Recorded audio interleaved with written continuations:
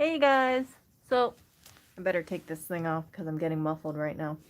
So, this is a big box of stuff that Jim sent over to me, and I didn't expect it at all. And I wanted to share it with you because once I noticed, what it was and the really touching card that was inside of it, I really wanted to share it with you guys. And yeah, it's just I hope the internet is okay over here. I know sometimes it kind of cuts off. Hopefully the stream is um is pretty good today.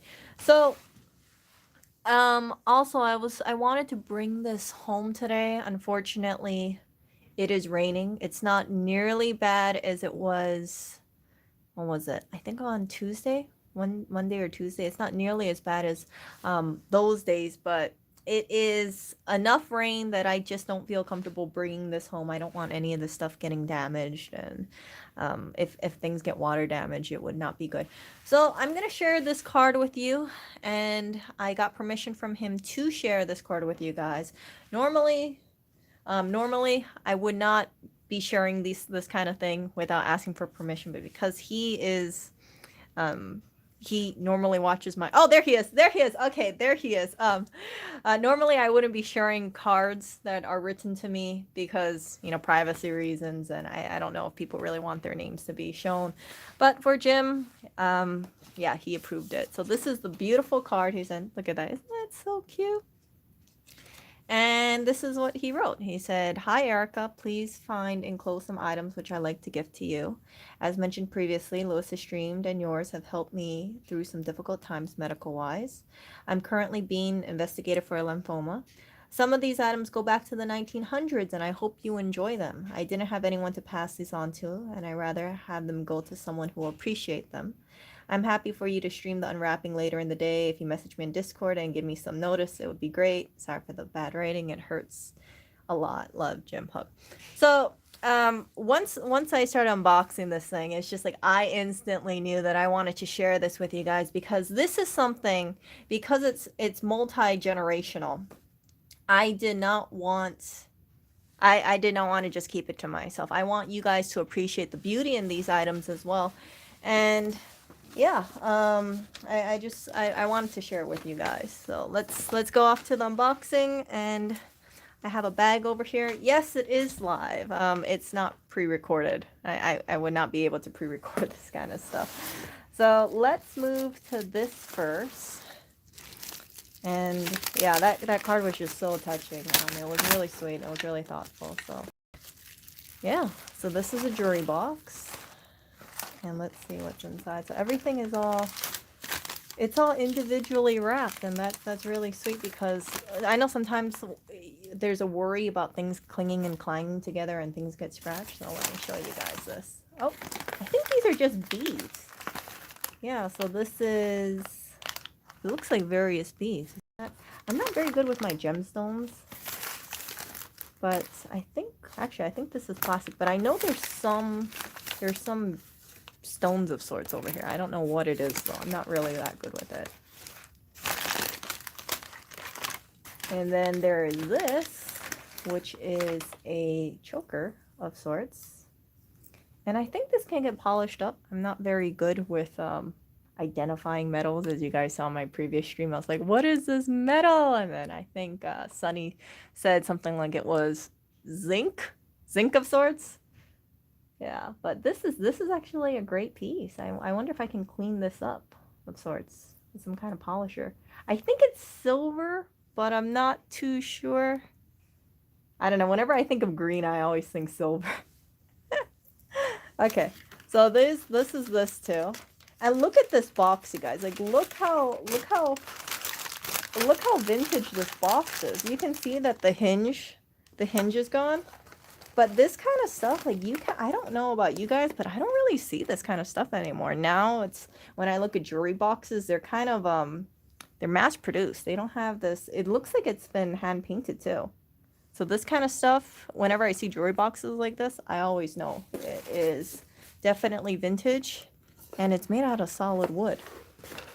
Not any of that, compressed thing that we see in IKEA.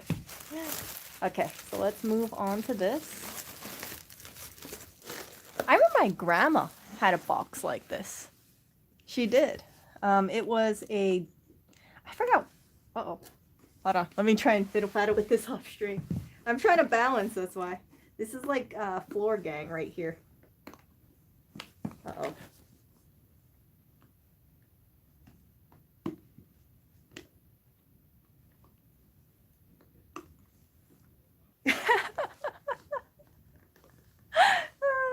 How do I open this?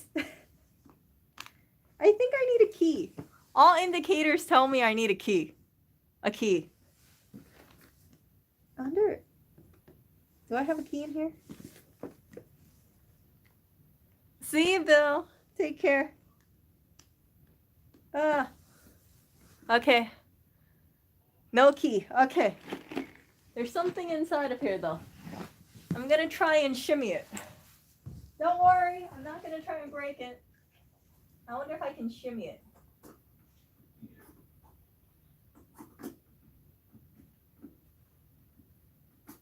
Okay, this is locked. Okay, you guys, it's official. You guys might actually see me get a lock picking thing.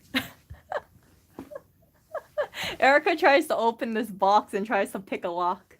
Yeah, I only have a screwdriver here. I don't have any bobby pins, so I can't work any magic here.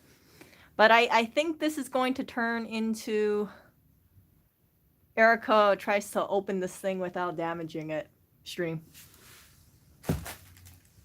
It wasn't locked when sent. Yeah, you know what happened, Jim? I can tell you what happened. With all the tumbling that happened between the US and Australia, it got closed and it just locked itself. But that's okay. That's okay. That is completely okay. I guess you guys get to see Erica's attempt at picking locks. Press harder. Nope. It is definitely locked in there. Man, this you know what? This is not one of those like cheapy locks either. This is like a durable lock. You know, the stuff that they made back in the past, this is way more durable than the stuff now. It's not like one of those IKEA brackets. You know what I'm talking about. I'm a little salty about that bracket breaking, by the way. Yep, this thing is locked. Okay. So, let's move on.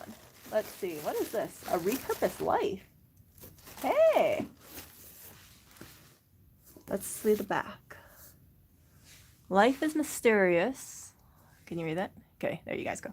Life throws us mysterious ingredients. If we are brave enough to put the recipes aside and experiment, it's right there and things get interesting. As the owner of a successful events company, throwing away huge volumes of food at the end of the day came with territory. And when Ronnie Khan hit midlife, she found herself no longer able to turn a blind eye to her food waste problem. Hand delivering the untouched food to the homeless shelters around Sydney became her renegade solution. Little did she know that fixing her small problem at work would lead her to unlock a hidden purpose at the core of her inner life. Now founder and CEO of the food rescue organization Oz Harvest, Ronnie leads hundreds of staff and thousands of volunteers with a goal to nourish Australia. She serves in an advisory capacity to government and is an instrumental leader in changing federal laws to improve social justice and environmental policies. A Repurposed Life is the story of how Ronnie found her voice, her heart, and her deepest, what is this? Oh, that's my phone. And her deepest calling. From her early years growing up under the brutal system of the apartheid. I know, I can't pronounce it, but I know what that word is. South Africa to the socialist commune in Israel.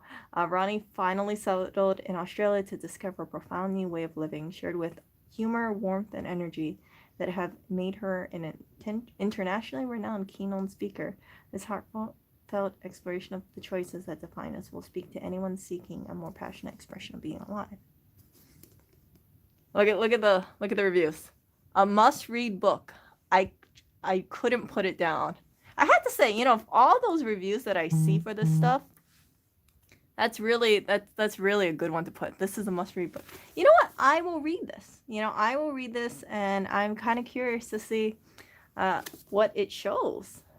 Look at that. Isn't that great? So she saw all this food waste, and then she stepped above and beyond to found a food rescue organization.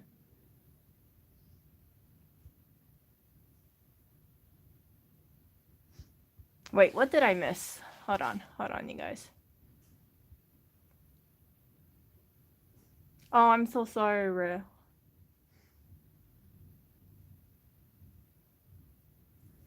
You know, one thing that I've learned about loss is it's really it you know, people will give their condolences and things like that, and you know, some people will say things will go back to normal, but what I find is that you just end up finding a new normal. And the best thing that helped me with getting through my own personal losses is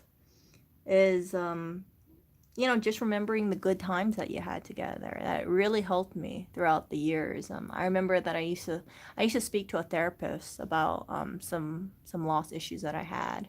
My mom passed away when I was a teenager, and yeah, it's that kind of, I remember like that kind of loss was absolutely crushing to me, and yeah, you know, I'll send my prayers to you, and take it, you know, really just take it one day at a time. That's the thing that helped me. It's I feel like when you have a loss that big in your life and that impactful, you really need to just take things slowly and just try to just take one step forward in life, and eventually you'll be at a place where you're okay. And if you need to seek help, if you need to go to a therapist to help you with the grief stages, then by all means, you know, definitely seek that help. I think that there's too much taboo around mental health, and I think that if you feel like you need it, then definitely, you know, seek out help. It's life is, you know, I hope you have a very very long life, and the the easier time it is to get through that grief process and heal from it in a sense, and it makes life a little sweeter, a little longer. So yeah, I'm gonna definitely send prayers to you tonight, and yeah, it's just like I know it's a huge loss to you. um I remember, you know, when my dad lost my mom, like that was some really dark times, and yeah, but just hold on to the good memories that you shared, and just, I like, for me, I try to think sometimes like what would she think if she was around. And I really do believe in the afterlife. I also believe that we're never really alone, so there are going to be times where you're going to feel really depressed or really sad, or something will spark something that you might get really overwhelmed and you might get really sad. I remember, like, for instance, I had a bird that I had for about 17 years in my life. His name was Emmy. And I was cleaning up one day, and this was like over a year after he passed away, and I saw a little yellow feather on the floor, and I just burst into tears. Like, that's why I say I don't think you really heal from loss. You just find a new normal, but it's you know, life always moves on, and you shared a lot of wonderful memories, I'm sure, with her or with them. And yeah, just, you know, just I hope you have a good support system. I hope you have the strength to move forward. And I know that you might have some dark days ahead, but just hold on to the good memories that you had.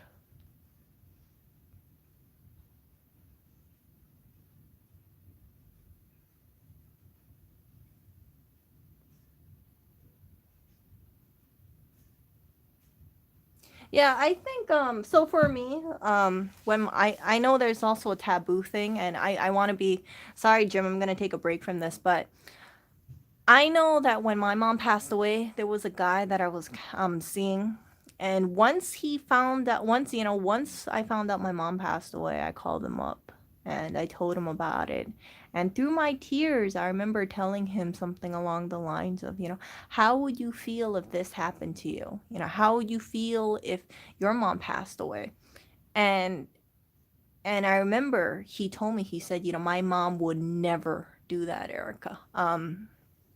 And yeah, it was it, you know, he was, it was very insensitive. I had a lot of insensitive people around me during that time too, and I think part of it was because of my age. You know, I was young, and I don't know how old you are, Rue, but depending on your age, you might find that people aren't, they don't think about that kind of thing. They don't think about losing, they don't think about losing like a parent or a loved one, or a direct sibling, or a spouse. It's so when you encounter that kind of loss, you might find people who alienate themselves from you, and they'll just be like, man, oh geez, they're going through some real, you know deep stuff. I should keep my distance. And don't, now I can look at things and I can say, well, maybe they didn't know how to react. Some people, they were just, it's after they found out my mom passed away, it's like they never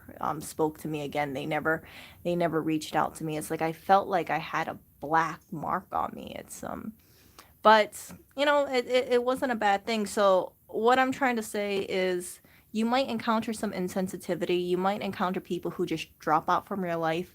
But do know that if people drop out of your life because they're uncomfortable with your loss, then that's on them. That's not on you. And you should really surround yourself with people who support you, through thick and thin times. And if people will leave your life, or they want to disassociate themselves from you because they see you down, then you don't need them in your life. And that's what I wish that I knew during that time. And I had to go to therapy. And after a few years, I finally clicked into me. So yeah, it's not going to be easy, but I have faith that you're strong. And every single day you move forward, you're going to feel a little stronger, and you're going to move a little more forward in life. And just always hold on to the good memories that you had with them. I don't really remember the bad stuff with my mom, for instance, but I remember, how good of a person she was.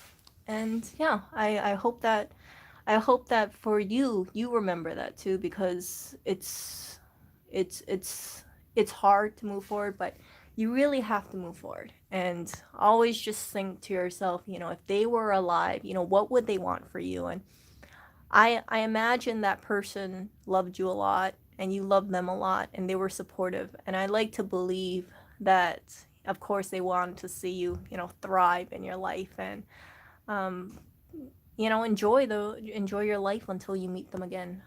So yeah, I do believe strongly in the afterlife. Some people will say things like, oh, the afterlife doesn't exist, but I firmly believe it does exist. I have spoken to people who are in contact with spirits, and they tell me, it exists, and you're not alone. You're never alone. And I believe that spirits do exist. We always, you hear about ghosts and you hear about entities, and if I can't see them, and people, they talk about the paranormal, well, just because I can't see it doesn't mean it doesn't exist. I don't want to encounter any ghosts, by the way, in case any spirits are out there. Like, I don't want to see you, not yet. I want to sleep at night. um, but yeah, just know that you have a lot of people who support you. And if and I will be, and I'm sure the other people watching this stream, even though it's just 18 of us, I'm a small little streamer. I know that we're sending you our prayers.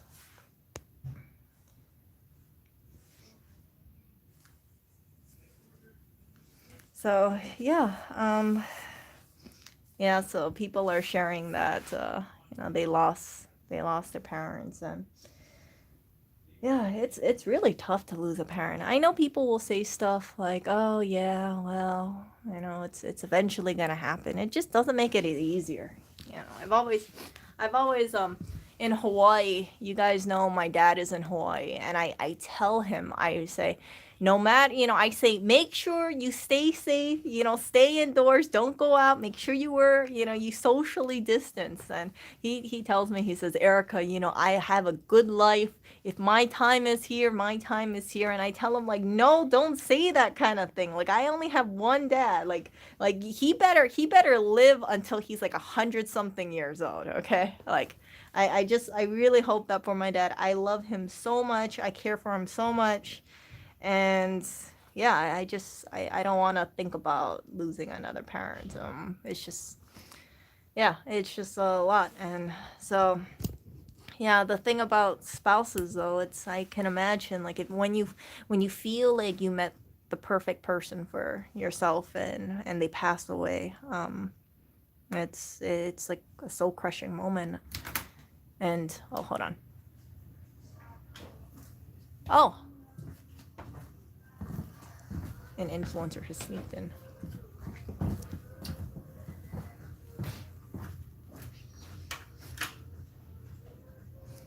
Yeah, so I mean, it's like for me, I kind of think like sometimes it's, it's scary. It's a blessing to have a family member live a really long time. My grandma, as I might have shared with you guys, she's like 91 years old, and I didn't go to Thanksgiving this year, as you guys know.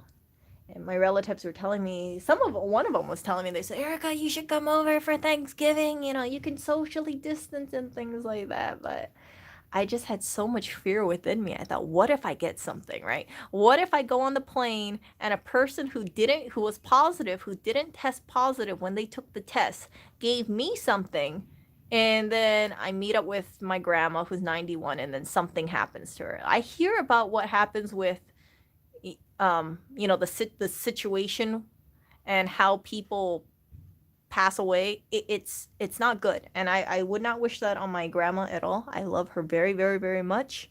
So that's why I stayed over here for Thanksgiving. It's the first Thanksgiving I was not with relatives, and it saddens me. And I hope she's still around for next year, because for sure I'm gonna be moving over there for Thanksgiving for sure. Moving hopefully without a face mask. Hopefully this stuff goes away. Hopefully. But yeah, I hope she's still around. I really hope she's still around.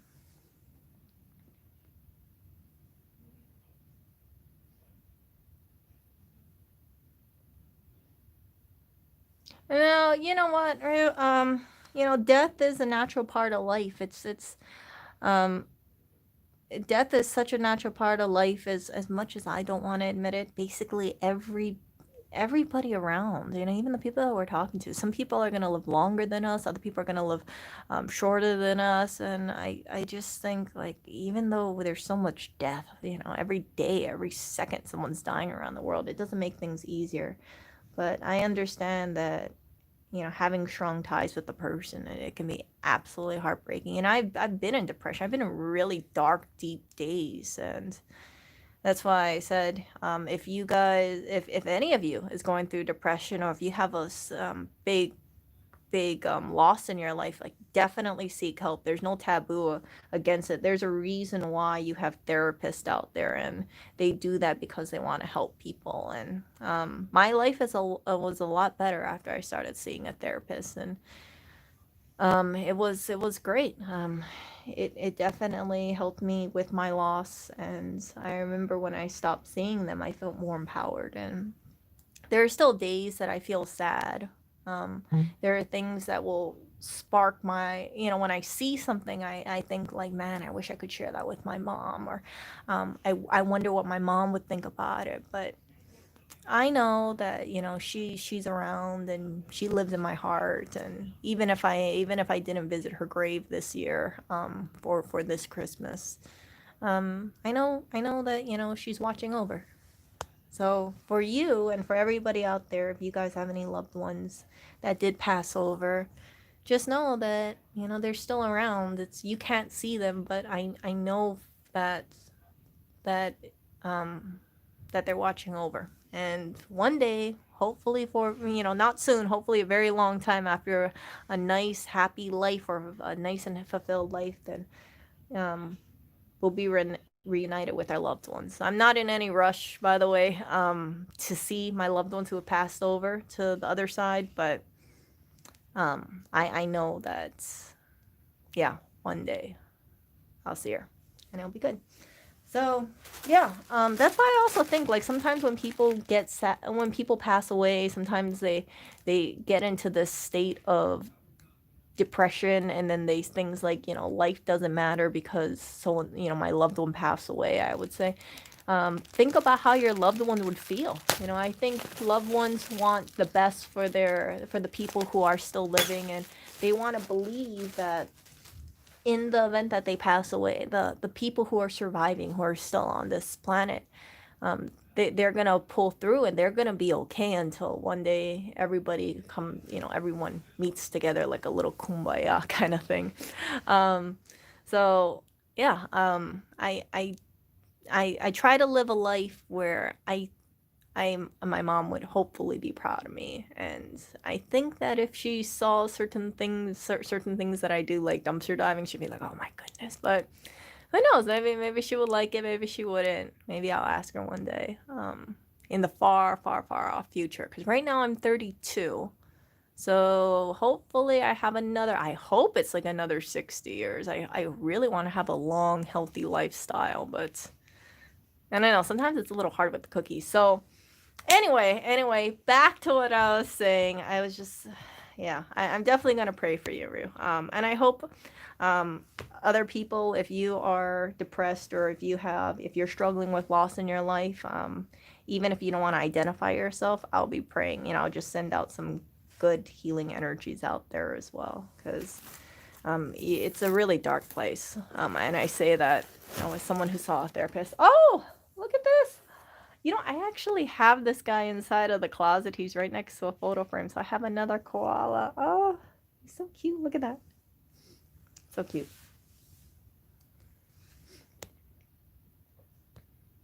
I am sure my parents would fight evil ghosts to protect me. Oh, I'm sure your parents would fight many things. You know, parents are very, very protective of their kids typically, and yeah, it's just, yeah, it's we're never alone. So let's see here. Okay. Wow, look at this. So some of these things were from like the 1900s. So this is a wooden necklace. Oh, something fell. It wasn't from here though. So this is a wooden necklace. And this is a, let me pull this up. This is a pendant of sorts. I want to say this is a Celtic cross, but I might be wrong on that. And then this looks like a pearl necklace of sorts. Yeah, it's real. You can tell it's real because it has different sizes. So fake pearls tend to be uniform sizes. So this one, yeah, look at that. It's all like different colors and everything. Isn't that nice? Yeah, there was a time, if you guys were following my streams, that I went down like the rabbit hole of pearls, and I was thinking to myself like, wow, there's like different hues of there and different sizes and different let me show you guys this. Like different yeah, so they're not like all the same color. They have different colors. Like this one over here, some of these look a little more lighter than the other ones, and other ones look a little more pink. If you guys are curious about pearls, this is how you figure them out. And each pearl, in case you guys were curious or you guys aren't familiar with pearls, each pearl comes from one oyster. Typically, one oyster only makes one pearl when they extract the oyster. Typically, I mean, when they extract the pearl, typically, the oyster dies. And yeah, it's some people they would be against it and they would say harvesting pearls are very cruel. But oysters also clean the ocean, so it's depends how you think about it. For me, I think pearls are pretty, but I would never ever buy brand new pearls. I do believe strongly in buying vintage pearls and also sharing with people, how pearls are produced and what goes on with it. Oh, this is so pretty. Look at that. And then, yeah. So you can actually restring pearls as well. One thing about vintage pearls is that after a while, you see the string, it just kind of detaches. And I don't know, maybe I'll restring pearls one day. But this is really pretty. Isn't that gorgeous? It's so pretty. So I will definitely value these. And I'm happy that I could share this with you guys, because I think I shared in my stream earlier yesterday that for jewelry pieces, one of the things that kind of saddens me, and this is because I've gone to thrift stores in Hawaii and I've seen estate sales, is sometimes if things do not have a home, I think that if pieces just get stuck into, let's say, a closet, or worse, some people just throw away these kind of things. It's not really remembering a person or kind of honoring the stuff that they acquire themselves. I have no problem with vintage stuff. I have no problem with pre-owned stuff because I think like there's a person out there who selected this and hopefully this stuff brought them a lot of joy in their life. And to rehome it is a really good way to respect them. And then here's more stuff over here. Oh, look at this. This is, I don't know what that is. I want to say it's coral, but I'm not too sure with the pink stuff. You can tell that I'm not very, okay, how am I going to do this? Okay, let me just take one by one, and then I'll put it into a bag. So I'm putting things back into the bag. Oh, so this is actually a one piece by itself.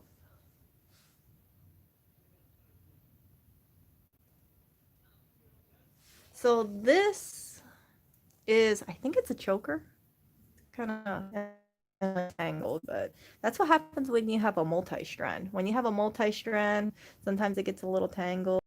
You can see how it is. This is, it looks like, and then they put some kind of coating on here. Well, although it's not a real pearl, you can see that it's definitely a lot better, you know, back then than the freaking fake pearls that you see nowadays. Like sometimes I see fake pearls. I accidentally bought a set of fake pearls. Well, it wasn't really an accident. I bought it online. It was allegedly one of like the best pearl replicas out there. I think a Majorca pearls.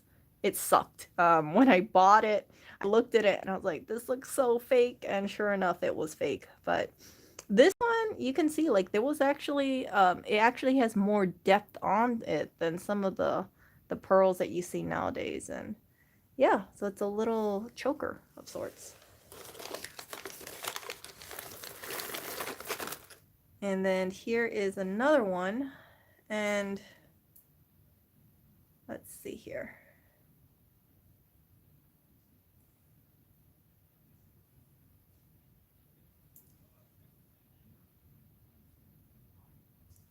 And in case you guys were ever curious, like how can you tell between a real pearl and a fake pearl? There is a few different signs. First of all, if it's flaking off, and this is, I'm sharing this with you guys because I don't want you guys getting scammed into buying a fake pearl when someone thinks that it's a real pearl. First of all, like this one for instance, it's flaking off. So if you have like a vintage set and it's flaking off, that's how you know those are fake pearls, or those aren't genuine pearls. The other thing that you could do, which I would not recommend doing unless you disinfect something or you wipe things down first, is some people, they will actually rub the pearl against their tooth, and if it's gritty, then you know it's a real pearl. But if it's super smooth, then it's a fake pearl. So that's another test you can do. For this one, I'm on. Well, I'm inclined to think that this is a faux pearl, because you can see it's all like one hue, not like the other one. The other one was different hues, and this one is all just kind of one color. So that kind of tells me like most likely, I think it is, and I think that there's some thing over here. But it doesn't detract from the beauty of it. If you clean this up, this will be really great. In case you guys didn't know, Barbara Bush, if you're familiar with her, you remember Barbara Bush? Barbara Bush, she was known for her pearls, and she actually had fake pearls. Like I remember, like I was so surprised when I found out that she had fake pearl necklace, and I think Jackie Kennedy was seen with fake pearls too. They make fake pearls so realistically, or they're, it's not really just how it looks like; it's also how a person wears them, and it could just look like really, really, really good. So if you can pull off pearls, then even if you have a fake pearl set, then you can make it work.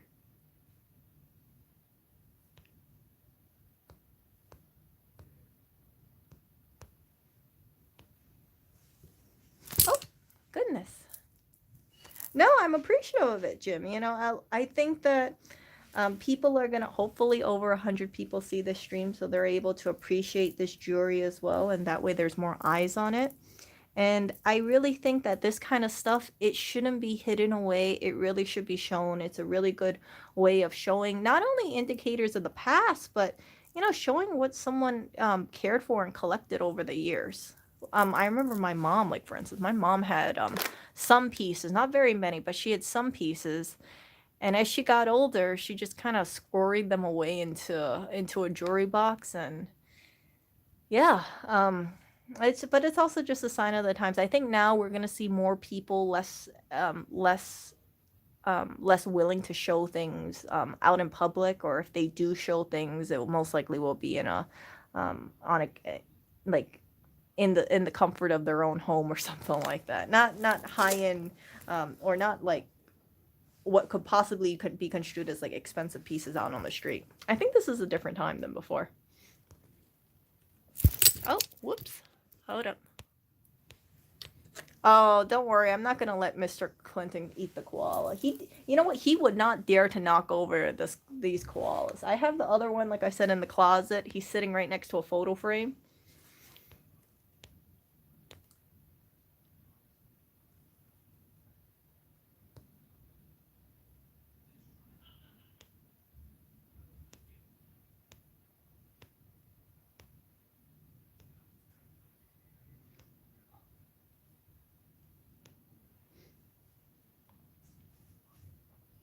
So, talking about clothes, that brings up a really good point. So, for me, when my mom passed away, I had to go through a whole bunch of her clothes, and it was absolutely heartbreaking. What I would recommend for you is take it really one day at a time.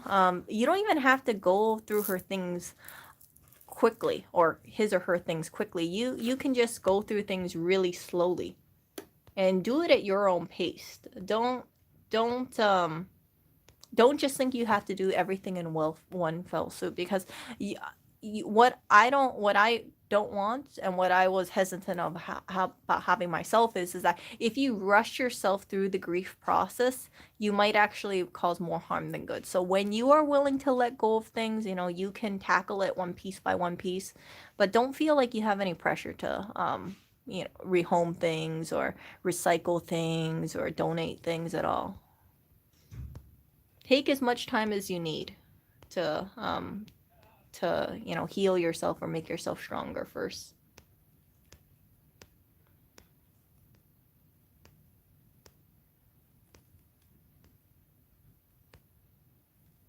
Oh my goodness. Catherine says it's dangerous to wear jewelry in certain parts of the city where I live. Catherine, it is dangerous for me to show my below my knees around where we live.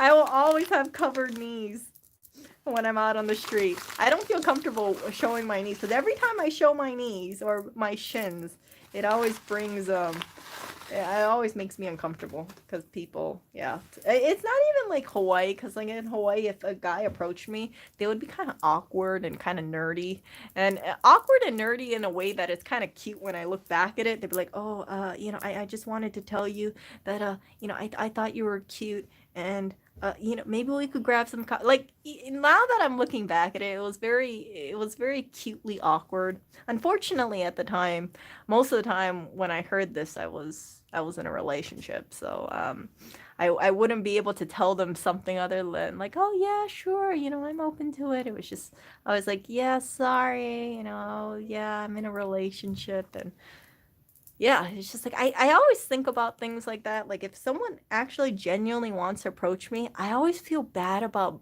bringing the whole I have a boyfriend thing right away, because it's just it's like, I can imagine, like if someone is feeling a little embarrassed or has anxiety levels, like the last thing you want to do is make them think, oh yeah, I mustered up this courage to talk to this chick, and then she tells me she has a boyfriend, and oh, I should have known, like I'm never gonna talk. Like I don't ever want to, I never want a person to think like all women are taken, kind of thing. So yeah, it's just, It's yeah, I just hope that if any of you, I know now it's a difficult time with the situation. It's harder for people to approach women. I've actually been asked that by random guys on the street, like how would you recommend approaching women during this time? I'm like, oh, that is a toughie, man. Because technically you're supposed to keep your 6 foot distance, right? So how do you like approach a woman like 6 foot away? Um, if you really want to be socially distant. But yeah, I would just say if you see a person who you think is attractive, just be like, oh hey, I just I'm not the best at it, but I just wanted to tell you that I thought you were attractive, and if you want, maybe we can grab takeout coffee sometime at a coffee shop. Let me know, that kind of thing. It's kind of like sweetly awkward, and um if a person is has a good head on their shoulder, and they're not able they don't focus on like the stupid stuff, then hopefully they give a chance and they're really nice about it. And I hate it when I hear about people being like, yeah, they're just so rude when someone tries to ask them out. And I always think like, man, depending on how you react, it can be absolutely crushing to that other person, right? You don't assume that every single person who asks out a person is has so much confidence, or they're just able to take rejection like a water off a duck's back. So I think it's very important to be mindful of that and be kind. Be have have a little more awareness about how you phrase things, and be very sensitive about it as well. So yeah. Yeah, no, yeah, like there was this one creepy thing. Okay, listen to this. So, oh goodness, my bad. I almost knocked over this tripod. Oh, you know why? Because I have a very small thing. Oh, but not small. That was terrible. I have a small base. You guys know what I was talking. Okay, so hold up. I gotta. Oh goodness. So I'm trying to make this a little separate so that way you guys don't see a tangled thing from my side. So anyway, so this is a Go chain, and I'll show you guys this. I'm really bad with things, so but it's like one of those necklaces that could be used, and you can actually put like a pendant on here. So this is actually very, very versatile. So anyway, there was this one person who I was walking nearby where we live, and then there was a person who went up to me, and they said something like, hey, they said something like, I don't want to freak you out, but I just want to tell you that I've been noticing you, and you moved here like around November of last year, right? And I told them like, what? I was kind of like freaked out, and then they told me they basically lived across the street, so they noticed these things. And it was kind of creepy. It was kind of creepy. And I just I and they even told me like they know I have a dog or something, and I'm like, oh. I'm thinking, how the hell would they know I have an animal? And then I realized all those times that I dumped out, let's say the cans of cat food or something, they might have thought I had a dog. It's just it like, do not, like, whatever you do, like, do not say creepy things like that, for sure. Okay. Do not say creepy things like that. Like, if you ever approach a person, like, don't be all like, yeah, I noticed you, I noticed that you moved in around this time, or I noticed that you have a animal, because it's like, whoa, hold up a second. I never even really noticed you, because I don't have very good awareness. Yet somehow this person is able to identify when I moved in and what kind of animal um we live with. And I should have said, yeah, we have 3 Dobermans or something, but like, watch out, Buster. But I didn't say that. And yeah, it's just it was just kind of awkward. But then, I told them that I was in a relationship, and yeah, they were that's when they asked me about how to approach women, and I was just like, gosh, what, and give the advices. Um, Usual, which is just be respectful. Don't be like drooling while you speak to a person, and yeah, just treat them like a human being. Don't treat them like a piece of meat. Just be like, hey, I thought you were attractive, and I like to grab coffee with you. Like that's the way to do it. Or like, do you want to meet up sometime and maybe get some takeout or do some outdoor dining kind of thing? Like that's the way to do it. Be nice, be respectful, and don't be kind of creepy like that. Can you grab coffee and you? Yes, you can, Joseph. You can grab coffee, but here's the downside. You got this outdoor dining stuff, and the outdoor dining thing does not have a heater. So right now in New York, it's about 40 something degrees, and I can't imagine grabbing coffee. I can't imagine eating outdoors right now. I'd be freezing my butt off. I would be freezing my butt off eating. And it's like I see people at these coffee shops drinking their coffee outside. I'm like, oh gosh, this is gonna suck. So yeah, my recommendation is I hope other people do it too. Just get like a coffee maker. Get some kind of Nespresso machine or a Keurig or something like that. Make it yourself in the comfort of your own home. Don't if you're in New York, like it's not fun to deal with like the freezing cold and just yeah. That's just me though. Um, so I don't know if I showed you guys this, but one thing I've always been surprised on is how do they string these things? Like how do they string these small little beads? And they have to work kind of I mean, I know they have a needle of sorts, but geez, that's a lot of little work here and there. So this is silver, I'm guessing. And yeah, this would definitely have to be restrung. You can see that it broke. So there was an attempt to knot it. But yeah, I was looking online of how much people charge to restring pearls or things. It's like I want to say it's something like $3 an inch or something like that. It wasn't that cheap. I was like, oh man, this stuff adds up. So I maybe I think I can definitely learn how to string pearls by myself. It doesn't look that hard. I'm sure I could do it. So that was that bag.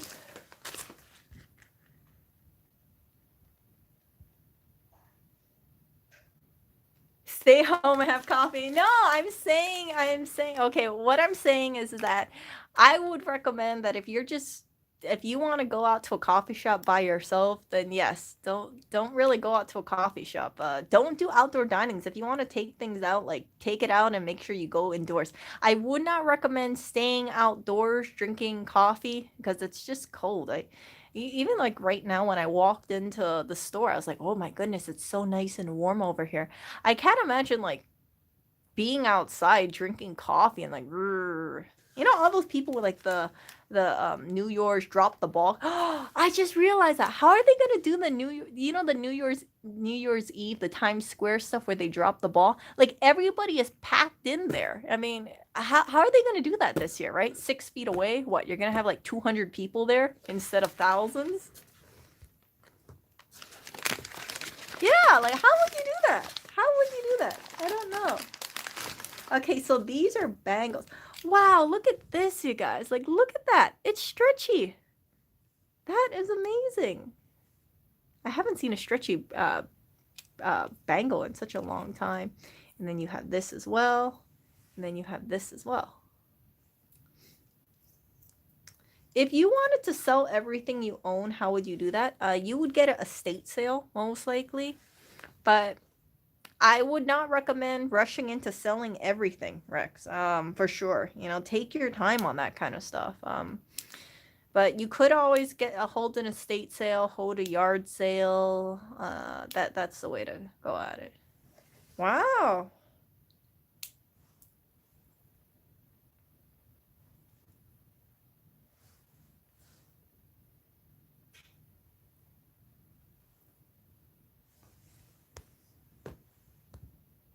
Yeah, don't rush into this kind of stuff. Just focus on healing, and when you feel like you're ready, then you seek out that kind of stuff. But just take it easy, don't rush into this kind of stuff.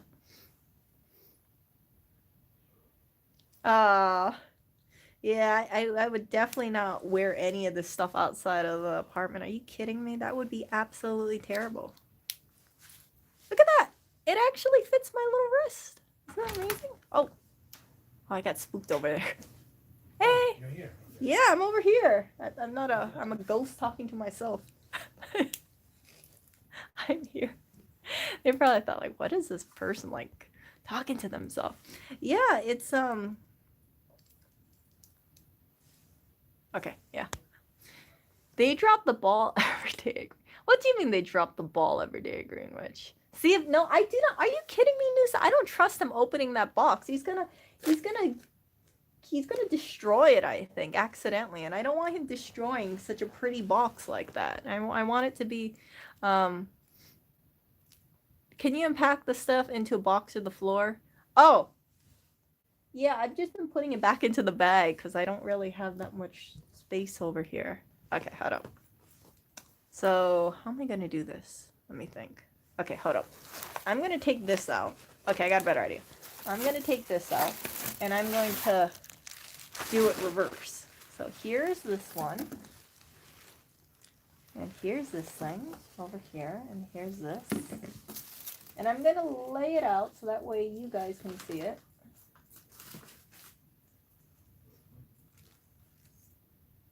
Oh, I accidentally tangled one. My bad.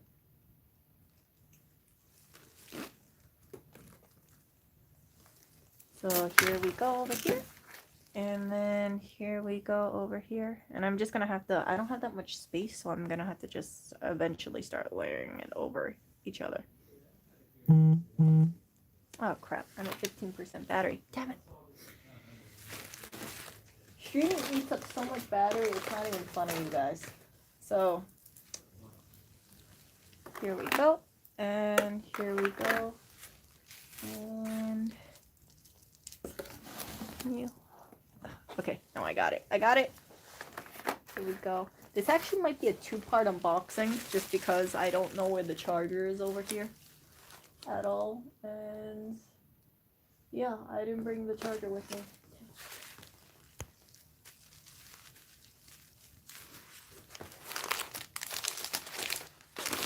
What do I do? Okay. We got this over here. And we got this over here. Oh no! I'm just trying to be mindful about this. I'm just trying to be mindful about not overlapping too much because I only have one box.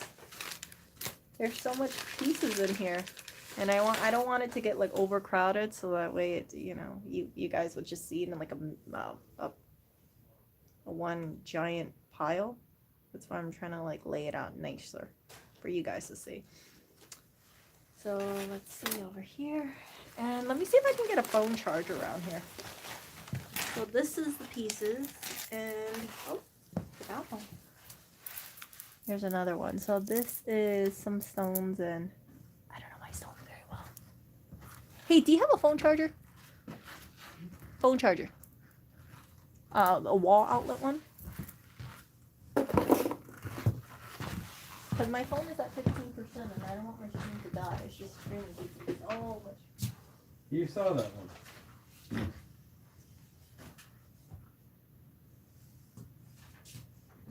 Okay, I gotta move my stream, you guys. So here we go. Yeah, he's the one that actually got me started doing these videos. So a certain influencer is streaming over here, and this is why I don't like doing it on this side, because it gets kind of...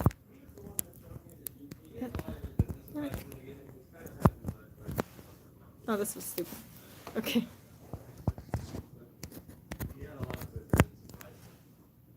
Aha! We have power. Okay, this is like the most awkward angle ever, you guys. The most awkward angle. Because it's kind of like slanted. Ooh. Okay. Let me move this over here. Let's close the door so that way. Okay, there we go. There we go. Okay. We'll stop right there.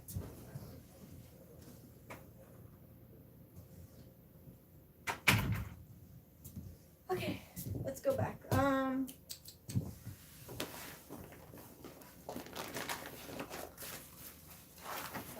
is what I'm going to show over here. And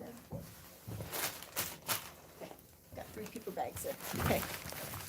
And then, so I'm going to show this one by one to see how this is. And hopefully I have enough space to show this all. I don't think I do. Ah. Okay, I gotta do like my classic forestry. Because I have like 0 space over here. And even Lewis's workstation is not very big. So, this is, oh, these are glass. No, these are plastic. Oh, look at this. Oh, sorry, you guys. I said, look at this, and here I am, like, oh, look at this. And I have it in my hand, off camera. Okay, look at this. Doesn't this look so cool? It reminds me of a gummy bear. Doesn't that look like a gummy bear? Kind of reminds me of a white gummy bear. So this is like a really long necklace.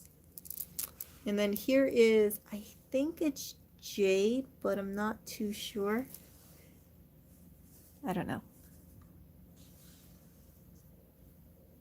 But it's a little pendant. So, Jim, was this all from your grandma?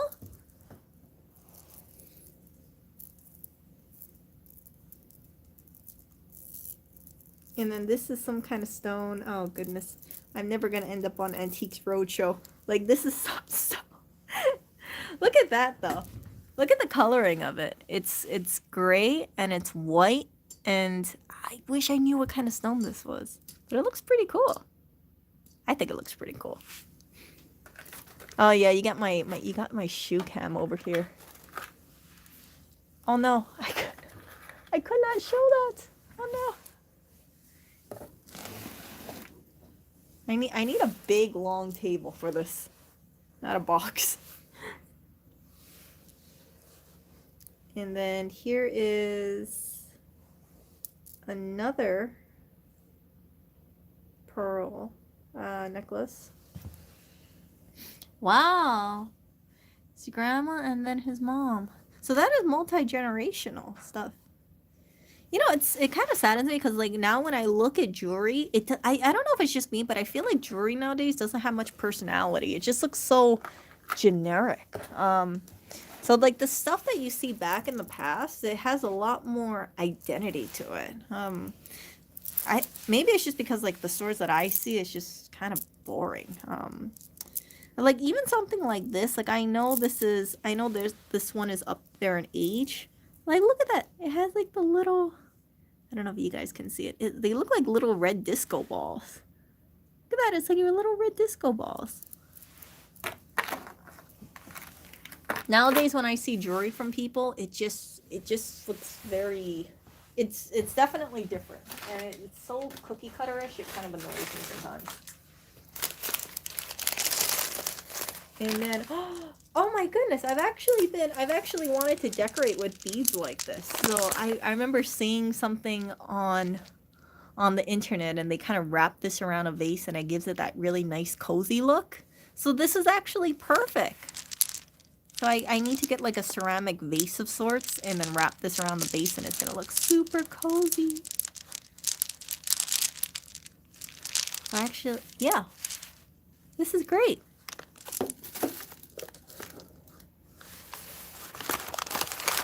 And then here is, oh, there was actually a name for this style, but I can't remember off the top of my head. Like, how many times have you seen things like this shade of blue nowadays? Like, not really. Like, this is like, I don't want to say it's like robin egg blue, but it has a lot more depth to it than like the stuff I see now. It's like a really nice shade of blue.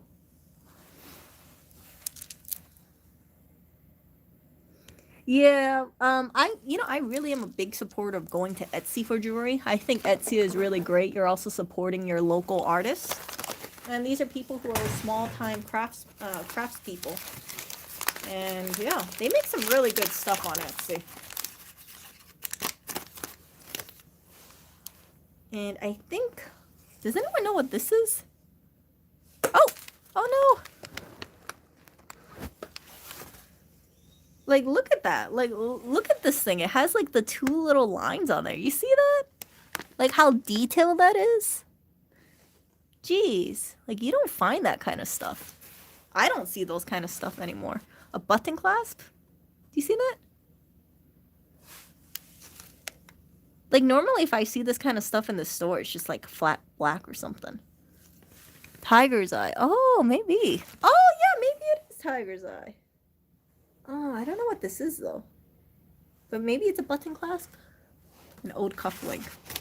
I'm not too sure. Okay. So let's move on to this one. Oh, I'm gonna need some help, you guys. Because I'm gonna need some help identifying this stuff. You know what? Okay, so I think we are done for... Are we done for the necklaces stuff? I want to clear the box because that way I'm not overloading stuff. Because right now I feel... Oh, no, I'm not done with the necklace stuff. But yeah, I'm going to start putting some of this stuff back into the bags because I don't want to start packing things over, and then that way you guys are you guys don't really see how it looks like by itself. So don't mind me. I want to clear up some space so I can show you the next round of stuff. You guys are really good with gemstones. After lockpicking.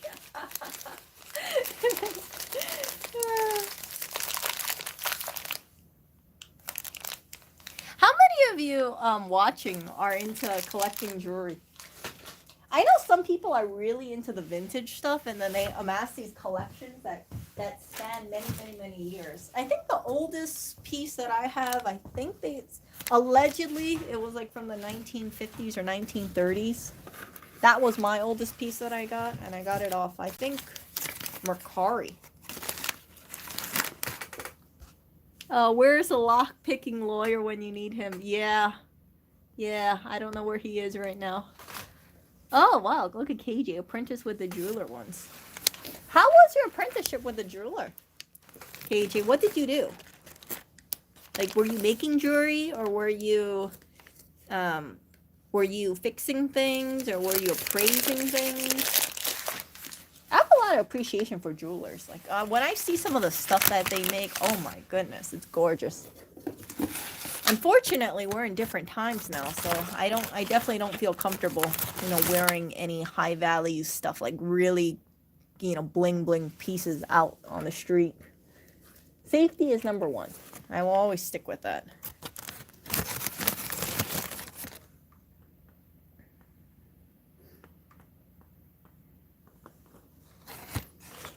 Oh, wow. All handmade, more of a sculpture type of thing. Wow. So do you have your own jewelry business, or are you working for a jewelry business, KJ?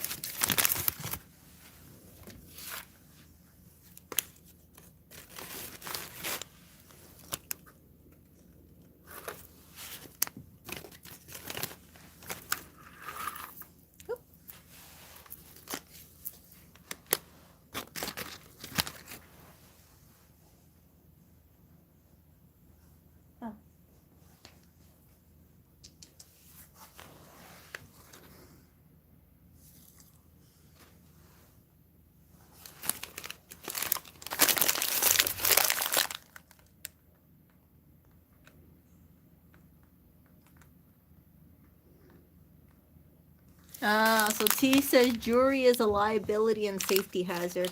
Yeah, it's sad. It's sad how jewelry, it's like you see.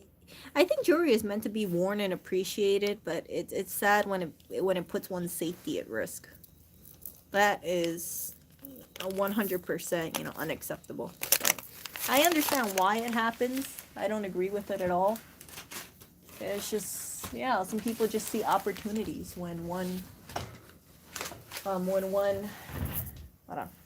Some people see opportunities when they see people with like flashy jewelry.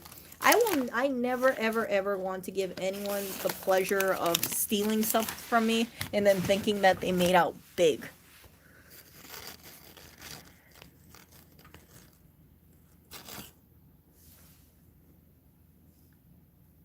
I've seen sawed-off shotguns at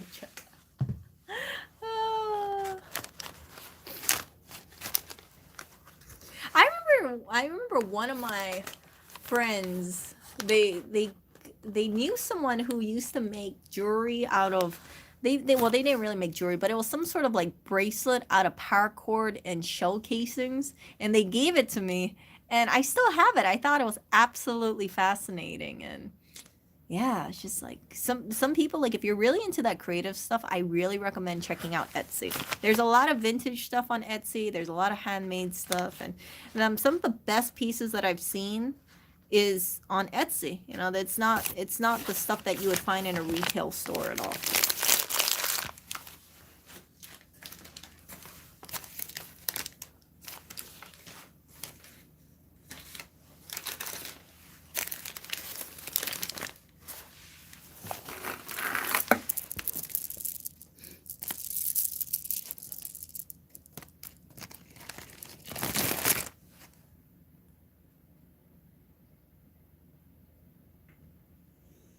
Oh yeah, getting stuck on self during altercations. Yeah, don't. You know what? If it comes down to your jewelry and your life or your health, give up the jewelry, you guys. If someone is threatening you with a weapon, you're not gonna win. Like if someone threatened me with a weapon of sorts, and they said, "Hey, give me your whatever, right? Your jewelry." I'd be like, "Yeah, yeah, sure, take it, take it, take it." You know, it's a hospital bill is going to be worth is or scarring is going to leave much more lasting impressions than handing over a piece of jewelry. So my stance is, don't buy expensive jewelry. Some people like having those like, very expensive engagement wedding rings slash jewel rings. Yep. Nope. Nope. Nope. Nope. Nope. Not worth it. Not worth it. And you guys know from what I was sharing with you guys earlier, if things hit the fan and people want to pawn off their jewelry, and you pay something like $13,000 for a wedding ring, you are not going to get $13,000 if you pawn that thing off. You're going to get a fraction of that. So buying expensive jewelry, in my opinion, is not an investment unless it was made by unless it was like a custom item that was made by someone who was really well known, and you have like some celebrity attached to it. Like for instance, right? Let's say some Hollywood celebrity owned a ring that was made by a celebrity designer. Like yeah, that kind of jewelry has a chance of selling at what the price was paid for or higher, just because it has celebrity attached to it and fame. But the kind of stuff you would find at, let's say, K Jewelers, like that stuff, no, it's not going to get retail price for it.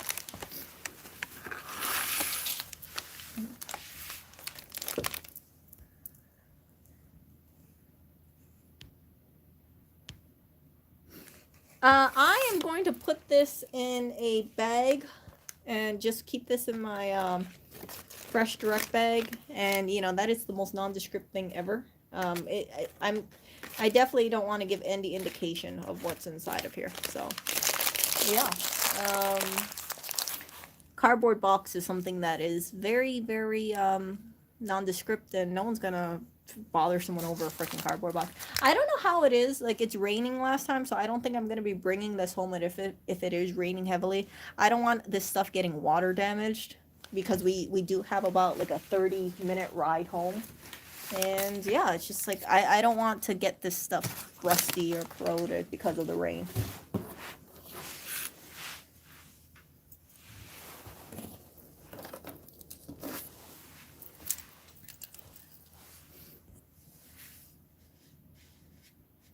Guaranteed to appraise for double.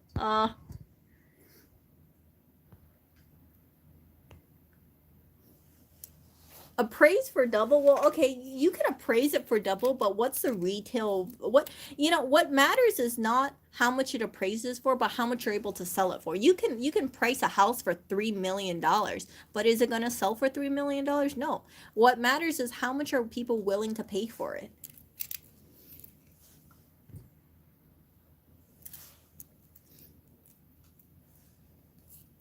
So if you're looking to get money from jewelry, Yeah, don't buy a new piece from a retail store or like K's or Jared's and then think, oh yeah, if they told me it's worth 20,000 and I paid, 15,000 for it, or I'm gonna be able to sell it for at least 15,000. No. Like, do not think of your jewelry pieces as things you can pawn off. I would say, buy if you want to invest in things, invest in like gold or something. The actual gold. Invest in things that have physical that you can, physical things to it. Not something that's kind of like part design and then part precious metal.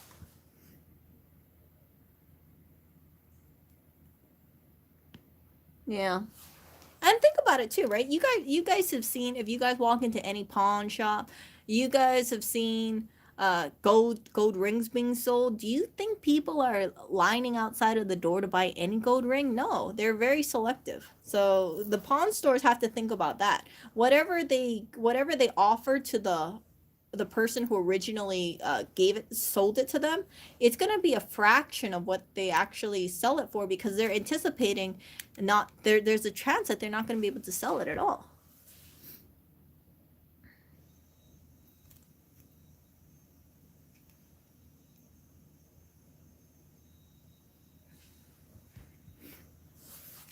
If people are willing to pay $100 million for Mona Lisa, then Mona Lisa is worth $100 million. If nobody is willing to spend $100 million on Mona Lisa, then she's not worth $100 million. Same like this thing, right? Okay, I could say, you know what, this thing should be $50, but how many people are going to be lining up to buy this thing just because I declare the price? No, it's all about how much people are willing to spend for it, pay for it. Ooh, what is this? A chocolate? A chocolate?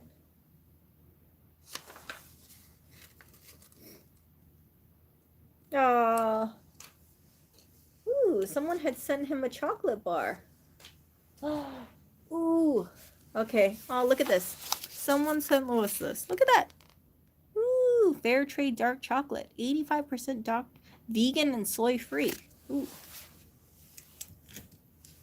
Dang it.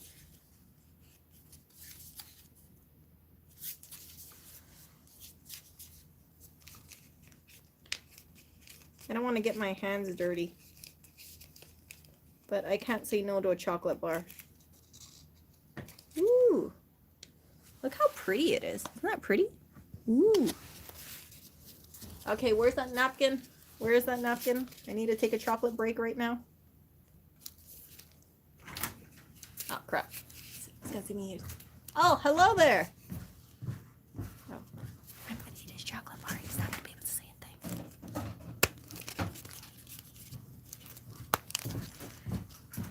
Ah. Mm. Mm.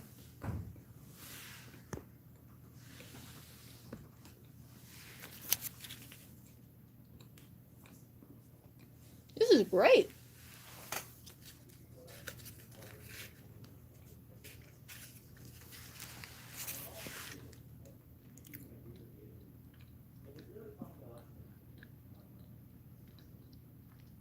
Mm.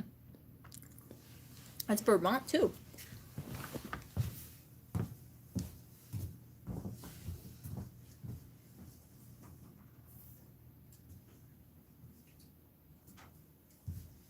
This is a really good chocolate bar. Okay, you guys. So I am ready to do more unboxing over here. I had my short chocolate break. Now let's see what we got here. Ooh, wow. Hold on, let me untangle this so it's a little pretty for you guys. I want to say this is carnelian, but I'm not too sure. Isn't that pretty? It's so pretty. Oh my goodness. It's so sparkly as well. See, like this kind of stuff, you don't see this in stores anymore. Like back then, I think there was a lot more unique items, at least that you could buy, versus now, not so much. So it looks like it's a bracelet. And a necklace. Isn't that pretty? That is so pretty. Look how shiny it is, too. Maybe they put some kind of coating on it. It's super shiny. It kind of reminds me of glass, but I know it's not glass.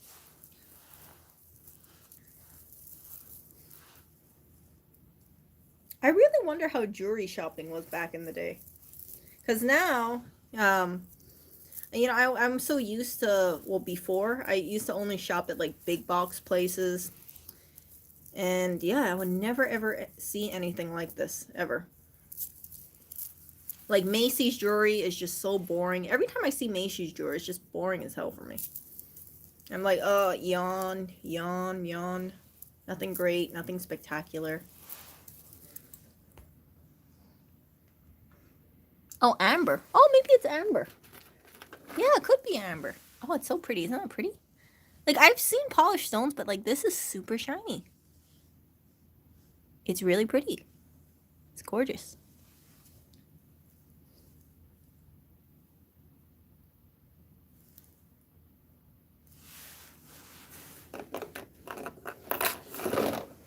I remember I was looking through my mom's old jewelry, and I was so surprised. Like, back of the stuff she bought in the 80s, like, wow, that had a lot of style behind it. I don't know where my mom used to shop in the 80s, but it definitely did not look like it was the stuff from nowadays. For sure. Okay, let me try and untangle this. Okay, I got a little tangle here. Look at this. I guess the way I would put it is I feel like a lot of jewelry that you buy, you can find in retail stores, they're very safe. They're not too they don't really stray away from a mold. Like this one, for instance, they have like all different, colors and textures over here and beads, and maybe it's just because I have a bad experience with Macy's jewelry, and it's just a yawn, yawn, yawn, yawn. So seeing things like this is really refreshing. And then we got, oh, brooches. When was the last time you guys saw people wearing brooches? I rarely see people wearing brooches anymore. It's like I see how beautiful they are, and then when you see people out on the street, it's like they don't have these little lapel pins or brooches. Like, look at that. It's a little paint set. Jim, was your mom or was your grandma a painter? I'm just curious because I think very few people would actually have a painter's brooch unless they were an actual painter.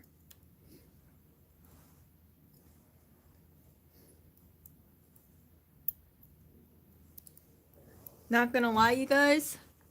When I saw this, I thought this was Game of Thrones. I thought it was the Hand of the King. You guys know what I'm talking about? Like when I saw this, I was like, "Hey, wait a second! Isn't that the Hand of the King?" See, like this little part over here. So if you have it, it kind of looks like something. Yeah, kind of, to me at least. And I guess, yeah.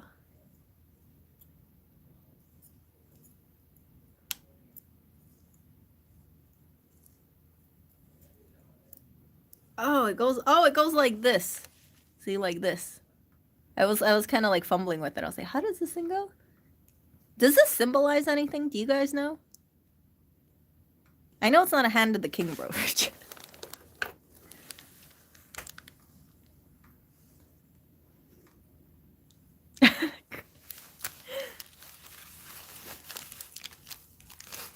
And then this is, oh, these are clasp.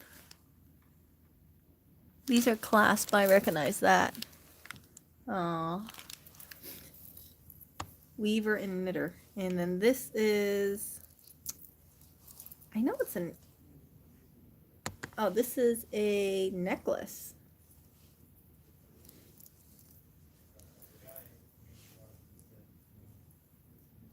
Yeah, this is a necklace. Ta-da! See how shiny it is?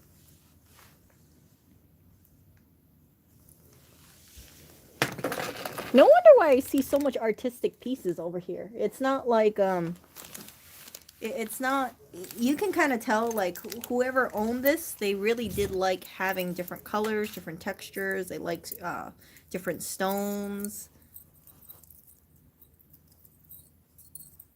And then here is a... Oh, how cute! Isn't that adorable, you guys? Look at that! It's a little moose! This is super cute. This is super cute. It was made in Sweden, too. Look at that. Isn't that... Oh, can you guys see it? It says RTENNESMED Sweden. That is a very, very cute moose. He's super cute. And I just dropped something because I'm sitting on a chair.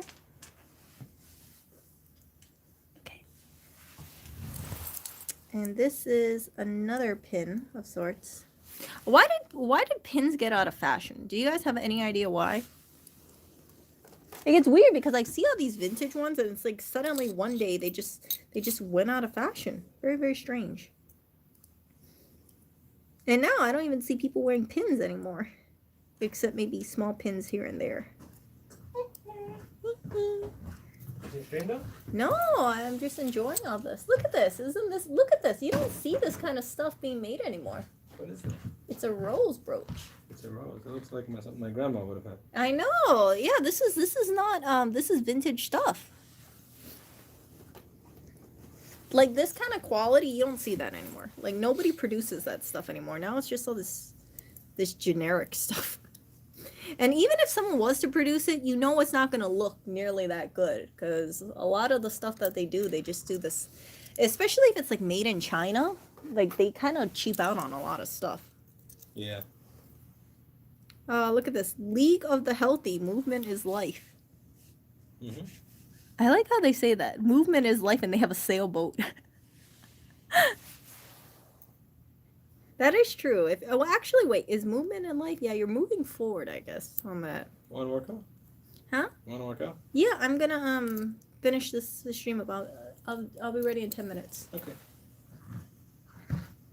Oh crap! I lost track of the time because I was talking to you guys. So I'm gonna finish this, and I gotta. What is this anyway? League of Health. Is this actually a sailing boat team of sorts? Does anybody know?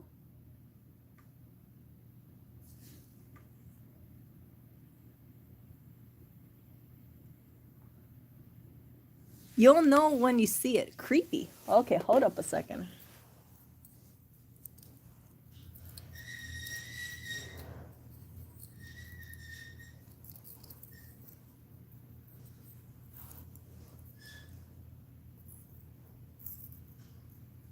Oh no.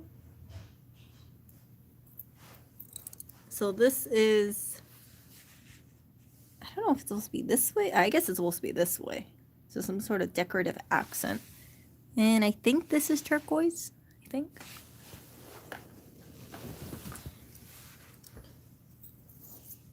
And this is... Oh my goodness. I was going to say, it feels like a coin. It's the Silver Jubilee of 1977. Look at how this is made. Like, look at this, you guys. Look, it's actually like stamped.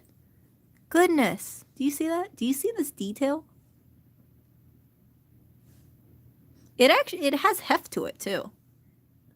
Like, normally if you see this kind of stuff now, it would just be kind of, you know, cheapy feeling. But back in the day, I really do believe they made much higher quality stuff. Not like now.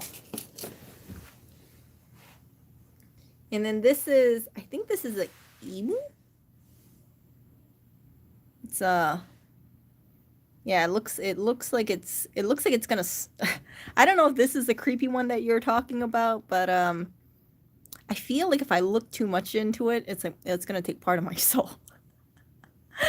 I don't know if it's just me. It kind of looks like an eyeball. Do you see it? Kind of looks like an eyeball to me. Or it could be a wing, but it kind of looks like an eyeball. See the eyeball? See it?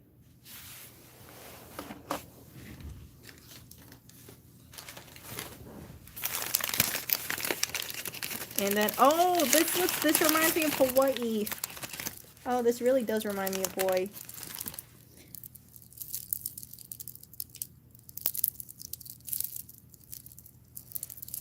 goodness. Hold up. I gotta take my time untangling this thing. Yeah, so this looks like something I would see in Hawaii.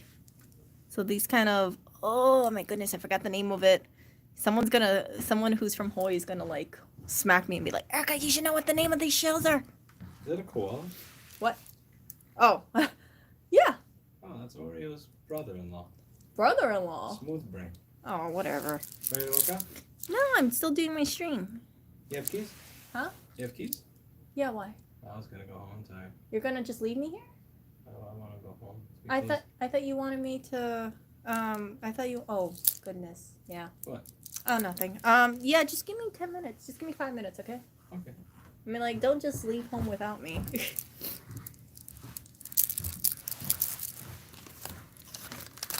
So you can tell the influencer over here wants to go home, and he's just gonna be like, yeah, go home by yourself, which I don't want to go home by myself right now.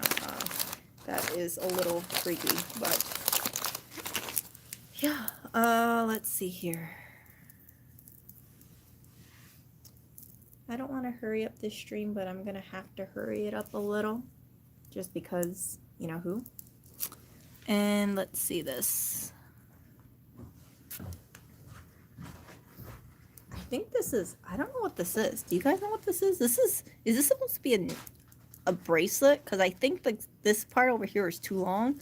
So I kind of feel like this is like a small necklace for a little kid, but I'm really not too sure. I don't really know any bracelets that go this long.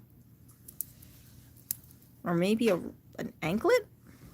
I don't know. Kind of small. Kind of small to be a neck.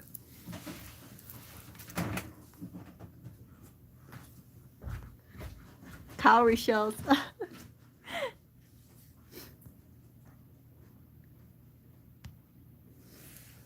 Oh, the lockbox. Oh gosh. Okay, so you guys, the brooch was so creepy that on its way to the United States, the box locked itself. That's how creepy this brooch is. That's why it locked itself, you guys. It's gonna, maybe I should make that stream called like the creepiest brooch ever. Allegedly. I'm just playing.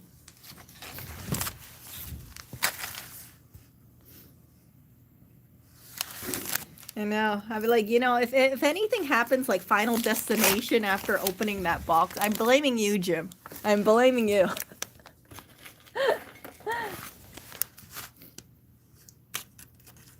Like all I did was I opened that box, and then this brooch started haunting my dreams, and every time I turned I just saw this brooch staring at me.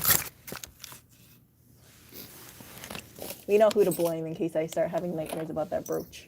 Right now it's okay because it is closed up and it's sealed, locked into a box, but we will see how long this lasts. Okay, so I think Lewis is getting hangry. I have one more bag to do, but I don't want my mood to get hampered by rushing into things. So I'm gonna I'm not gonna show the last one yet, because I really want to show, I want to take my time showing this to you guys, and I don't want to rush into things and then I'm giving it less attention. You see what I'm saying? But I do hope that you guys saw these beautiful pieces, and I'm really, really, you know, honored that, ooh, hold on, maybe you guys will see me wear a few pieces here and there. But this will never, I can almost guarantee you, I will never wear this outside of the apartment, just because I don't want to, I don't want there a risk of the stuff getting stolen. Yeah, I don't want to make myself a target. So a lot of the stuff that you guys see, all my clothes, I do wear things other than leggings and all the time. Surprisingly, right? You guys always see me in leggings, but I do wear things other than leggings. I do have it in my closet. I just don't feel comfortable wearing it outside. And that is why I always kind of wear the same thing when I'm outside. I used to wear jeans, but jeans are kind of heavy, and yeah. Sorry to any of you jean wearers. I rather wear leggings than jeans. Women who wear leggings, you guys can attest, like, it is so much more lighter to wear leggings than jeans. The only downside is I don't think men can really wear leggings because it doesn't hide anything, and I'll just leave it at that. But it is so much lighter than jeans, so much more flexible, and I love it very, very, very, very much. So I am going to do this next time. Actually, you know what? I have time for this. Look at this. This is, wow, look at that. Look at these like intricate designs, you guys. Isn't that pretty? So this looks like it's genuine silver. I have never ever held a silver bangle in my hand before. Like this stuff is, I don't know if it's just me, but yeah, I never see this sort of thing. And I definitely don't see this in retail stores anymore. So yeah, it's nice to see it, and it's nice to be able to give it a space where, yeah, I'll definitely appreciate it.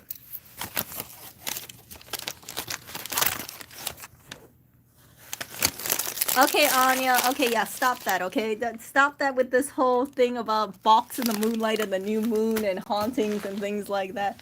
I just want to make sure that I get home in one piece. I know the spooky brooch is gonna get its own stream. Thank Jim Hook for that. That's what I'm gonna say. Jim Hook's spooky brooch thing. You know, will something happen in 7 days? We will see. We will see.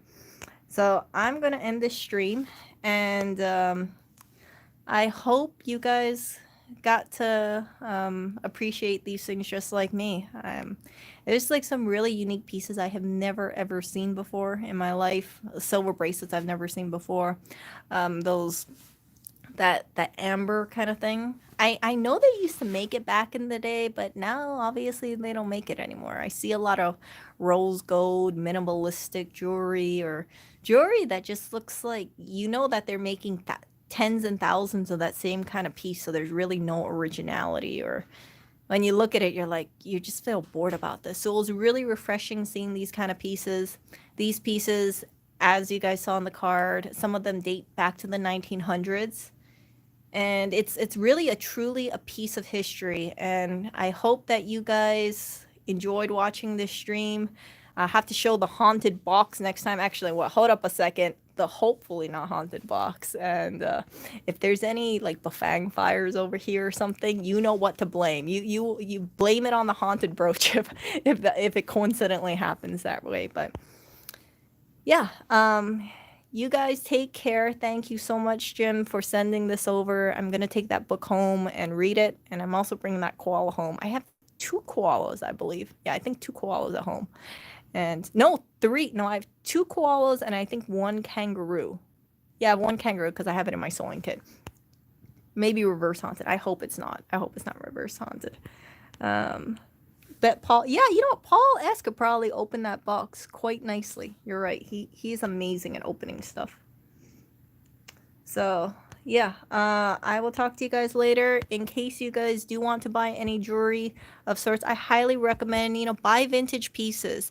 Get something that is pre-loved, not just pre-owned, but pre-loved, because someone back in the past really enjoyed it. And I think it's such a sad thing to see when there's some unique pieces out there, and if it's not able to get rehomed, and if it doesn't get donated, it just ends up in the landfill. And that makes me really sad to think about, because some of these pieces were absolutely beautiful. And I know that there are many pieces out there that just, people didn't find a way to connect it with another individual. And sad to say, if they can't rehome it through a charity shop, or if they don't even make any attempt to rehome it, there's a chance that it just ends up in the landfill. So yeah, I will talk to you guys later, and you guys take care. And next time I do a stream, I will let you guys know. Maybe I'll ask Paul to help me open that box, because I don't want to damage it. So yeah, you guys take care.